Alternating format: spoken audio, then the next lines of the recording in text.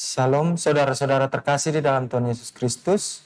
Kita satukan hati kita berdoa. Tuhan Allah Bapa yang kami sembah melalui nama anak-Mu Tuhan Yesus Kristus, kami bersyukur ya Tuhan kepadamu, oleh karena kebaikan-Mu dan penyertaan yang selalu Kau berikan ke dalam kehidupan kami, sehingga kami bisa menjalani kehidupan kami di dalam kasih dan sukacita yang daripadamu. Pada saat ini ya Tuhan, kami akan mendengarkan sebagian dari firman-Mu. Biarlah Engkau membuka hati dan pikiran kami, agar kami mengerti apa yang ingin Kau sampaikan ke tengah-tengah persekutuan kami pada malam hari ini. Di atas daripada itu ya Tuhan, kami memohon ampun atas dosa dan pelanggaran kami, agar kami layak disebut sebagai anak-anak-Mu. Di dalam Kristus Yesus, Tuhan dan Juru Selamat kami yang hidup, kami berdoa dan bersyukur kepadamu. Amin.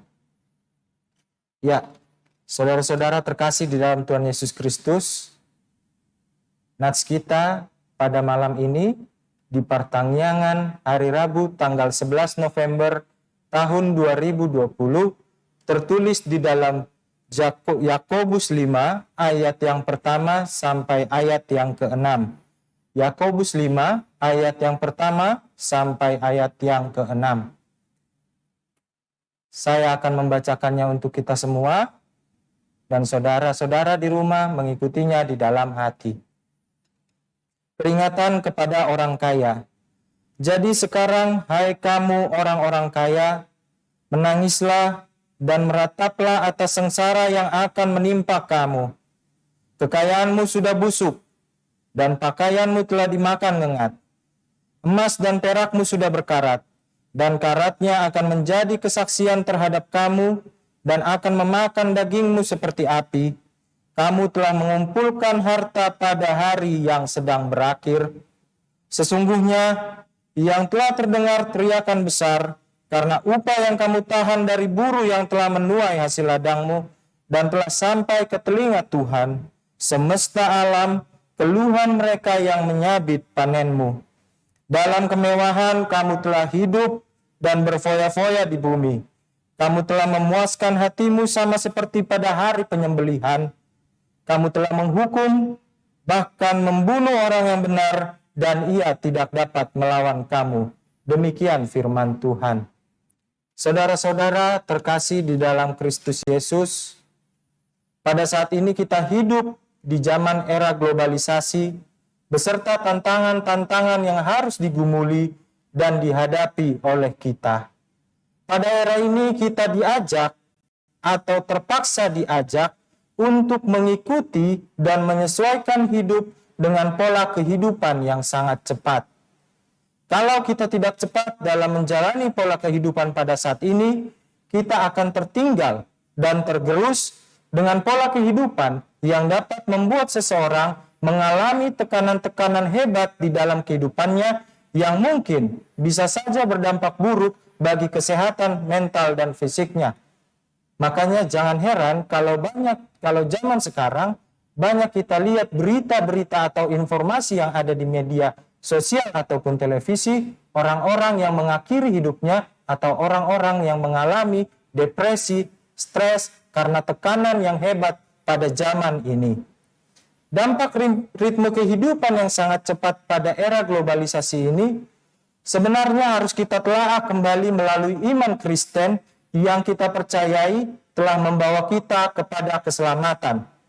Di mana ketika orang dituntut untuk menyesuaikan diri dengan pola hidup yang sangat cepat, akan berdampak buruk pada lingkungan sosial dan kehidupan seseorang, terlebih orang Kristen. Saya akan mencoba memberi contoh bagaimana pola kehidupan yang sangat cepat itu bisa memberikan dampak yang buruk bagi kehidupan sosial dan keimanan orang Kristen. Kita bisa ambil contoh dari kendaraan yang melaju dengan sangat cepat di lintasan balap. Semua mobil yang mengikuti perlombaan tersebut berlomba-lomba dengan sangat cepat untuk mencapai tujuan mereka, yaitu mencapai garis finish atau menjadi pemenang pertama. Sudah pasti yang ada di pikiran para pengemudi atau pembalap tersebut bagaimana fokusnya untuk memenangkan perlombaan tersebut dan atau memikirkan bagaimana caranya mengalahkan peserta-peserta lainnya. Begitu pula kalau kita lihat konteks pada saat ini, di kehidupan kita di zaman sekarang ini, semua orang seperti berlomba-lomba untuk mencapai tujuan kehidupannya atau mencari kebahagiaannya tanpa memperdulikan sekitarnya atau bahkan menghancurkan sekitarnya, termasuk alam dan lingkungan yang mereka tinggali demi kebahagiaan dan kekayaan yang mereka ingin raih. Itulah mengapa pola kehidupan yang sangat cepat ini bisa berdampak buruk bagi kehidupan sosial dan kehidupan iman orang Kristen. Selain mencapai tujuan tanpa memperdulikan sekitarnya atau bahkan menghancurkan sekitarnya, ada juga permasalahan lama yang semakin parah di dalam kehidupan yang sangat cepat ini atau pada era globalisasi saat ini. Pada saat ini, di zaman ini, kesenjangan sosial yang sudah ada sejak lama semakin terasa lebar atau semakin membuat jarak yang semakin jauh. Kesenjangan itu semakin terlihat parah ketika orang kaya semakin kaya dan berusaha untuk mempertahankan bagaimana dia menjadi kaya, dan yang miskin akan menjadi semakin miskin serta semakin mengalami penderitaan dan penindasan yang sangat berat dari sesamanya atau bahkan dari lingkungan sekitarnya. Hal ini bisa kita lihat dari berbagai kenyataan tentang penindasan yang mungkin kita alami sendiri atau bahkan menjadi kita yang menjadi salah satu pelakunya dikarenakan kita memiliki posisi yang agak tinggi daripada orang-orang yang berada di sekitar kita atau di lingkungan kerja kita atau di rumah kita. Lalu apakah pola kehidupan yang sangat cepat ini tidak ada kebaikan atau tidak memiliki nilai kebaikan dan bahkan tidak ada nilai-nilai kebaikan yang bisa kita ambil untuk kehidupan kita pada saat ini? Dan selain itu adalah satu lagi pertanyaan yang mungkin sering kita dengar di dalam kehidupan kita atau mungkin bergumam di dalam pikiran kita, apakah orang Kristen tidak boleh memiliki hidup yang mapan? Jawabannya, setiap zaman pasti memiliki nilai kebaikan tergantung bagaimana cara kita menyikapi sesuai dengan apa yang kita percayai. Jikalau kita melihat nats khotbah pada saat ini, ada beberapa pesan yang ingin disampaikan kepada kita dan bisa kita ambil dalam menjalani kehidupan kita pada saat ini. Pertama, ketika kita menjalani kehidupan kita pada saat ini, termasuk sebagai orang Kristen, kita harus lebih peka terhadap sekeliling kita. Kita harus lebih aware kepada sekeliling kita. Keberadaan orang Kristen yang diutus Tuhan di tengah-tengah dunia ini harus mampu menjadi penolong bagi sesama yang mengalami rasa sakit, rasa terpinggirkan, atau penindasan dikarenakan tekanan hidup yang semakin berat pada saat ini. Kita telah menerima berbagai berkat daripada Tuhan, kebaikan, penyertaan Tuhan sepanjang kehidupan kita. Dan kita juga harus mampu melakukan berbagai pekerjaan-pekerjaan Tuhan untuk membuat mereka merasakan keberadaan Tuhan di dalam kehidupan kita melalui ketersediaan kita untuk turut bersama-sama atau memiliki rasa simpati, empati, serta melakukan tindakan nyata berupa perbuatan baik.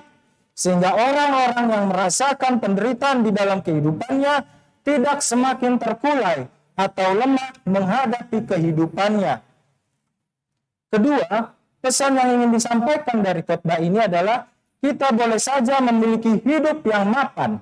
Ya, saya tekankan sekali lagi, kita boleh saja memiliki hidup yang mapan atau berkelimpahan tergantung bagaimana caranya kita memperoleh dan bagaimana cara kita mempergunakan kemapanan atau kekayaan yang kita rasakan di dalam kehidupan kita.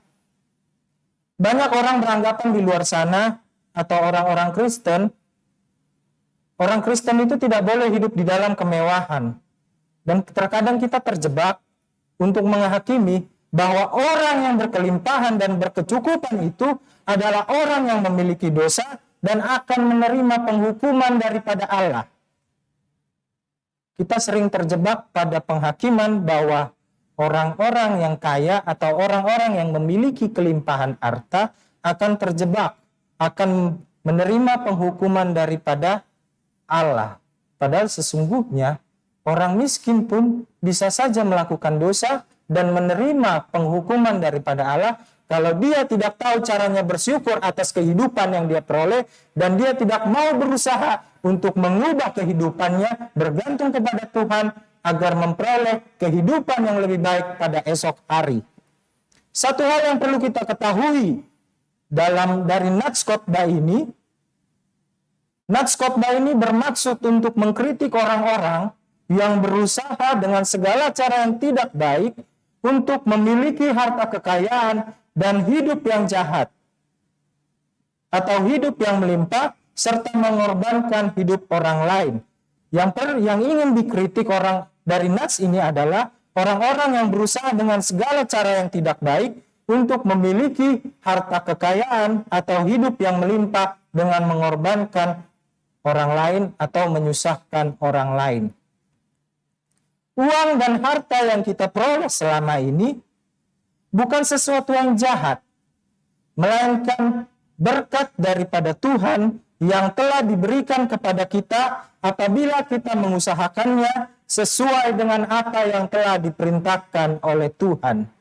Dan kekayaan kita yang telah kita peroleh atau kehidupan mapan yang bisa kita raih saat ini, kita bisa pergunakan sebagai sarana untuk membantu seseorang yang mengalami kesulitan, setidaknya untuk meringankan beban yang mereka alami di dalam kehidupannya.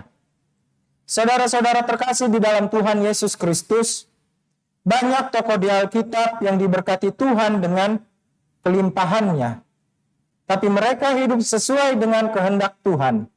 Salah satu contoh tokoh Alkitab tersebut adalah Abraham.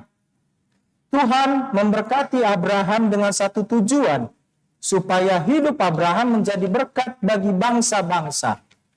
Supaya hidup Abraham menjadi berkat bagi bangsa-bangsa. Seperti tertulis di Kejadian 12 ayat 2. Aku akan membuat engkau menjadi bangsa yang besar dan memberkati engkau serta membuat namamu masyhur, dan engkau akan menjadi berkat. Kita dapat mempergunakan harta kekayaan kita untuk memuliakan Tuhan. Muliakanlah Tuhan dengan hartamu, dan dengan hasil pertama dari segala penghasilanmu, maka lumbungmu akan diisi penuh sampai melimpah-limpah, dan bejana pemerahanmu akan meluap dengan air buah anggurnya, seperti yang tertulis di Amsal 3 ayat 9 sampai 10. Oleh karena itu, saudara-saudara terkasih di dalam Kristus Yesus, marilah kita kiranya yang hidup pada zaman ini berusaha untuk melakukan berbagai kebaikan-kebaikan yang telah kita peroleh daripada Tuhan untuk membuat hidup di sekitar kita lebih baik. Dan janganlah kita hanya mementingkan keinginan diri sendiri serta tidak memperdulikan keadaan sekitar kita, bahkan menghancurkan siapa saja yang menjadi saingan kita. Marilah kita bekerja sama untuk menunjukkan bahwa orang Kristen adalah orang yang telah menerima keselamatan dan akan menjadi sarana untuk membantu orang-orang agar semakin yakin bahwa Tuhan Yesus adalah juru selamat yang mampu menyelamatkan kehidupan orang-orang di dunia ini. Jadilah orang-orang yang mampu melakukan perbuatan baik. Amin. Kita bersatu di dalam doa. Terima kasih ya Tuhan Allah Bapa yang bertahta di dalam kerajaan sorga, oleh karena penyertaan yang Kau berikan ke dalam kehidupan kami, sehingga kami bisa mendengarkan firman-Mu.